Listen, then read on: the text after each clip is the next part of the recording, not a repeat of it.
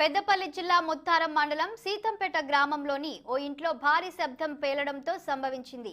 పేలుడు ధాటికి ఇల్లు నేలమట్టమయ్యింది.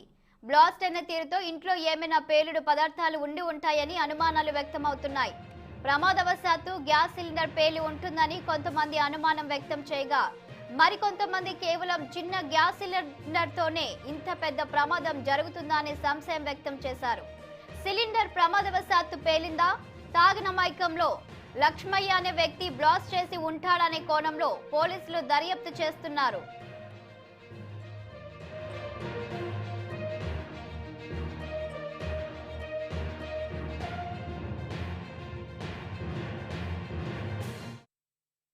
గ్రామంలో రాత్రి 10 గంటలకు భారీ శబ్దం సంభవించిందని నాకు కొంతమంది వాడ వ్యక్తులు ఫోన్ చేయగా 10 నిమిషాలలో నేను చేరుకొని చూడగా ఇల్లు మొత్తం ధ్వంసమైంది. ఆ శబ్దము గ్యాస్ పేలిందని కొంతమంది అనుమానం వ్యక్తం చేస్తున్నారు. కొంతమంది గ్యాసు ద్వారా ఇంత పెద్ద పేలుడు సంభవించదని ప్రజలు అంటున్నారు. అసలు గ్యాస్ పేలిందా లేకుంటే ఇంకేమైనా జరిగిందా అనే దానిది ఈ ఇల్లు వచ్చేసి బండి శంకర్ అనే వ్యక్తి హైదరాబాద్లో కూలి పని చేసుకుంటున్నాడు. లక్ష్మయ్య అనే వ్యక్తికి కిరాయికి ఇచ్చి ఆయన హైదరాబాద్లో ఉంటున్నాడు.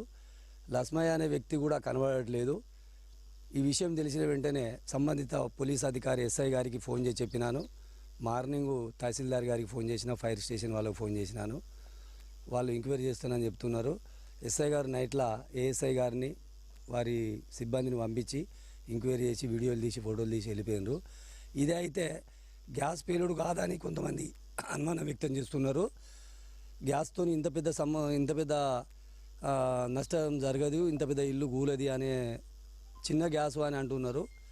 దాన్ని విచారణ పూర్తి స్థాయిలో జరిపించి ఇల్లు యజమాని కూడా బాగా పూర్ ఫ్యామిలీ కాబట్టి వాళ్ళకి ఏమైనా నష్టపరిహారం ఇప్పించగలరని ప్రభుత్వాన్ని, కలెక్టర్ గారిని కోరుకుంటున్నాం. పేట గ్రామంలో